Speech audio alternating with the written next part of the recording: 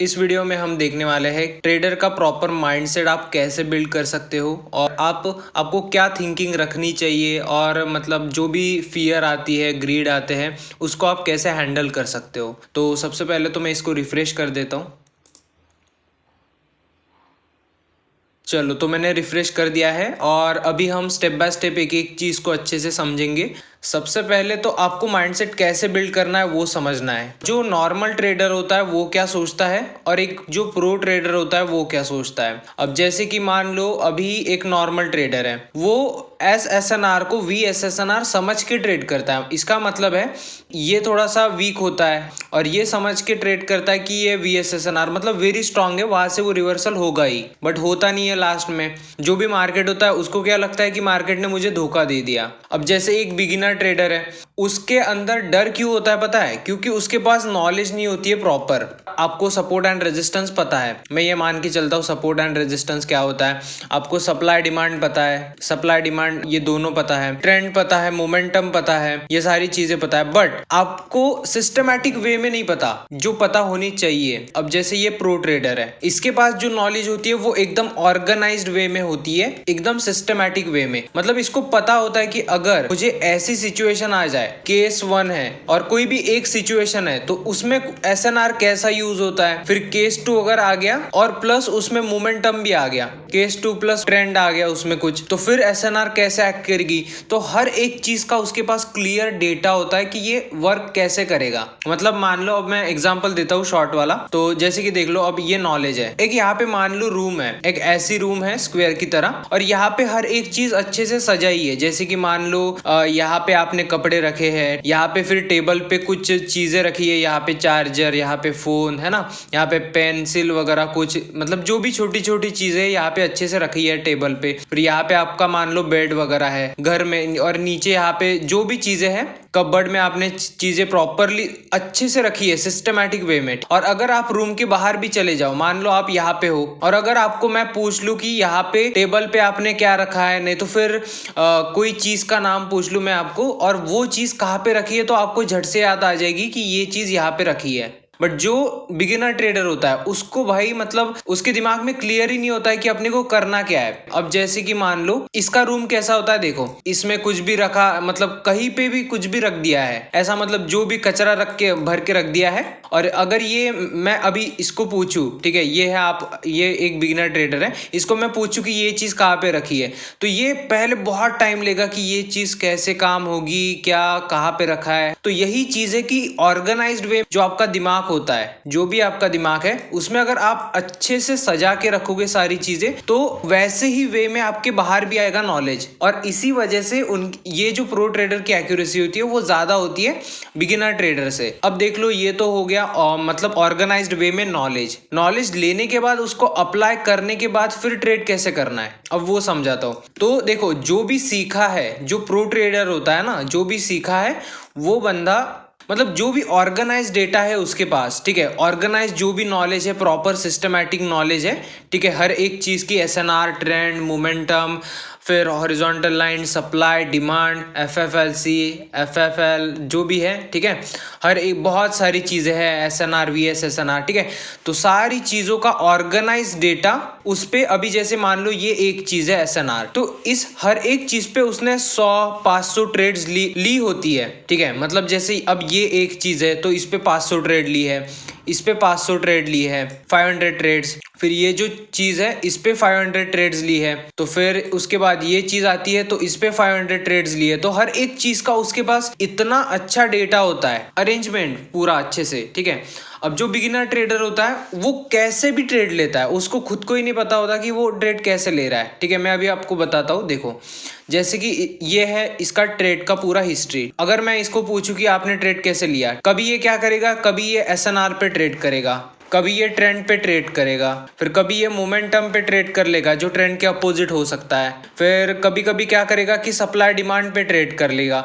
तो हमेशा इसके रिजल्ट अलग ही होंगे ना, एक जैसे तो होंगे नहीं। क्योंकि अगर देखो, अगर मैं SNR पे 500 ट्रेड ले रहा हूँ, सिर्फ SNR पे 500 ट्रेड ले रहा हूँ, तो मुझे SNR समझ में आ जाएगा अच्छे से कि SNR क्या है। अगर मैं ट्रेंड पे 500 ट्रेड ले रहा हूँ तो मुझे ट्रेंड समझ में आ जाएगा, मुझे मोमेंटम में, और ये सारा जो एक्सपीरियंस होता है ना वो प्रॉपर प्रॉपर, वो फिर से एक अलग सिस्टमैटिक नॉलेज बन जाता है उन लोगों के लिए। जो भी प्रो ट्रेडर होते हैं, एक सिस्टमैटिक नॉलेज बन जाता है उनके दिमाग में, इस तरीके से ये वर्क करेगा। इसीलिए उनको पता होता है कि यहाँ से मार्केट 100% या 99% रिवर्स तो करेगा ही करेगा, और इसीलिए वो लोग कंपाउंडिंग भी कर पाते हैं। बिगिनर ट्रेडर की दिक्कत क्या होती है कि ये जो प्रॉपर है ना चीज़ें, अभी ये कैसे ट्रेड करता है कि ये सारी चीज़ों को मिला के 500 ट्रेड लेता है। 500 भी नहीं, मान लो 50 या 100 मैक्स टू मैक्स, ठीक है, 1 मिनट की मान लो मैक्स टू मैक्स, सारी चीज़ों को मिला के।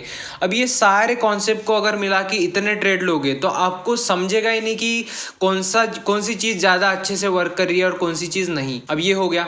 अब देख लो एक्सपीरियंस जो ट्रेडर होता है। अब एक और चीज़ बताता हूँ, फियर और ग्रीड के बारे में। अब जैसे एक एक्सपीरियंस ट्रेडर होता है, उसको फियर और ग्रीड कैसे मतलब हावी होते हैं उस पे, या फिर वो कैसे कंट्रोल करता है, और बिगिनर ट्रेडर कैसे करता है। तो ये जो प्रो ट्रेडर होता है, ठीक है, उस चीज को समझो कि प्रो ट्रेडर को फियर क्यों नहीं होता है, प्रो ट्रेडर को डर क्यों नहीं लगता, क्योंकि उसके पास एक प्रॉपर सिस्टमैटिक ट्रेडिंग प्लान है। उसके पास एक प्रॉपर सिस्टमैटिक क्या है, ट्रेडिंग प्लान है। उसको बहुत अच्छे से पता होता है कि अगर मैं ऐसा ऐसा करूंगा तो मेरा प्रॉफिट निकल जाएगा। तो उसको अच्छे से पता होता है उसमें क्या इन्वॉल्व होता है, मनी मैनेजमेंट होता है। मैं यहाँ पे MM लिख देता हूँ। उसमें रिस्क मैनेजमेंट आ गया, उसमें फिर जो भी नॉलेज रिक्वायर्ड होती है उसको पता होता है कि ठीक है अपने पास इतना नॉलेज है कि मैं कर लूंगा, और उसने उस पर उतनी प्रैक्टिस भी की होती है। ऐसा नहीं कि नॉलेज दे दिया और हो गया, उतना जो प्रैक्टिस एक्सपीरियंस चाहिए मार्केट में। जब नॉलेज यूज करोगे प्रैक्टिस के साथ, तब वो एक्सपीरियंस बन जाएगा आपका। तो ये सारी चीजें प्रॉपरली सिस्टमैटिक वे में जब भी मतलब अलाइन होगी, तब जाके उसका डर खत्म हो जाएगा। और वो डर खत्म होने के बाद उसको बहुत अच्छे से पता होगा कि एक लॉस अगर हो भी गया तो दूसरा मैं विन कर लूंगा, तीसरा मैं विन कर लूंगा, क्योंकि उसको अच्छे से पता है कि ठीक है मेरा जो बेस है वो क्लियर है। देखो ये चीज़ हमेशा याद रखना, जो बेस होता है, अब जैसे कोई बहुत बड़ी बिल्डिंग है तो उसका बेस कैसे मजबूत होता है ना, उनको पता होता है कि ये चीज़ तो 100% वर्क करेगी ही करेगी, तभी जाके मैं इस पे काम कर रहा हूँ। और यहाँ पे बिगिनर ट्रेडर का कैसा होता है कि मान लो यहाँ पे मैं कैंडल्स ड्रॉ करता हूँ कुछ, ठीक है, ये SNR है। अब देख लो कभी कभी क्या होगा कि ये यहाँ पे एक्ट करेगा, ठीक है, मतलब ये यहाँ से रिवर्स हो जाएगा, कभी ये इसको ब्रेक कर देगा। अब हमेशा डिपेंड करेगा, है ना। बट आप क्या सोचते हो कि ये हमेशा 100% वर्क करती है। अब बहुत सारे लोगों को हो सकता है SNR ही लगाते नहीं आती है ना, सपोर्ट एंड रेजिस्टेंस। कुछ लोगों को फिर सप्लाई डिमांड अच्छे से नहीं आता होगा। कुछ लोगों को लगता है कि मुझे ट्रेंड लाइन परफेक्ट आती है, बट वो ट्रेंड लाइन ठीक से नहीं लगाते। जो विक्स होती है और बॉडी होती है, दोनों को मिला के मतलब वो कैसे ट्रेंड लाइन नहीं तो सपोर्ट लगाते हैं, SNR लगाते हैं, उस पर बहुत ज़्यादा डिपेंड करता है। तो ये सारी चीज़ों को मिला के ये लोग लॉस करते हैं। देखो, और ये जब इसका 100% कंफर्म नहीं रहता ना कि ये रिवर्स लेगा या नहीं लेगा, उनको डाउट रहता है। तो यहाँ पे डाउट रहता है, इसी वजह से उनको फियर आता है। और फियर आने के बाद अगर ये लॉस हो गया तो वो चाहते कि मेरे पास लास्ट 500 रुपये बचे हैं तो मैं उसको लॉस नहीं कर सकता, इसलिए वो ज़्यादा अमाउंट लगा के पूरा लॉस ही कर देते हैं फिर।